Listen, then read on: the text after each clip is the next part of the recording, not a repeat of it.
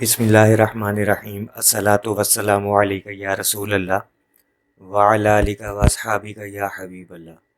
لاکھوں کروڑوں درود محمد اور آل محمد پر کہ جن کے صدقے اور وسیلے سے اللہ پاک نے ہم پر اپنی بے پناہ عنایات جاری رکھی ہوئی ہیں۔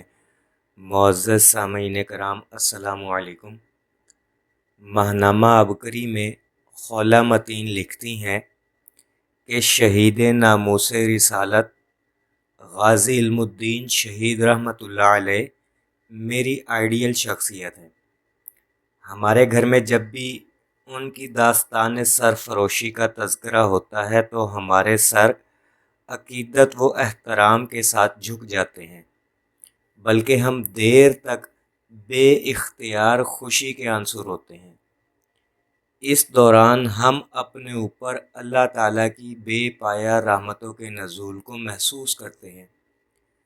میرے والد محترم کہتے ہیں کہ زندگی میں جب بھی کوئی مسئلہ یا مشکل یا پریشانی آئے تو درود شریف پڑھ کر غازی علم الدین شہید رحمۃ اللہ علیہ کو ایصال و ثواب کرے اور ان کے وسیلے سے اللہ تعالیٰ سے دعا مانگے تو آپ کی ہر دعا قبول ہوگی۔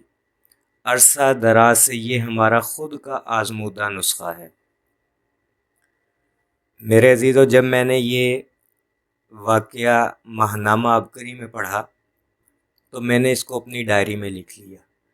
عرصہ دراز تک خواہش رہی کہ غازی علم الدین شہید رحمۃ اللہ علیہ کے مزار پر حاضری ہو اور ان کے وسیلے سے اللہ تعالیٰ سے دعا مانگوں۔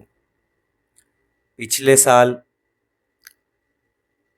صوفی عامر ریاض ندیم نقشبندی، جن کا میں نے دلائل الخیرات والا واقعہ بھی شیئر کیا تھا آپ احباب کے ساتھ، وہ لاہور مجھ سے ملنے آئے تو ان کے ساتھ پروگرام بن گیا غازی علم الدین شہید رحمۃ اللہ علیہ کے مزار پر جانے کا۔ چونکہ میں نے یہ واقعہ پڑھا ہوا تھا تو جب وہاں مزار پر حاضری ہوئی، درود پڑھ کر ان کو ایصال و ثواب کیا اور ان کے وسیلے سے اللہ سے دعا مانگی، اور الحمدللہ میری وہ دعا قبول بھی ہوئی۔ دینے والی ذات صرف اور صرف خدا کی ہے، وسیلہ اللہ کے نیک بندوں کا ہے۔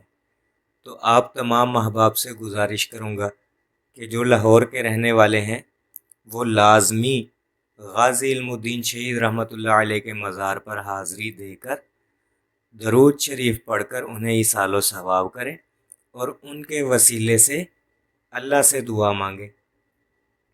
اور جو وہاں نہیں جا سکتے وہ اپنے گھروں میں بیٹھ کر یہ عمل کر سکتے ہیں۔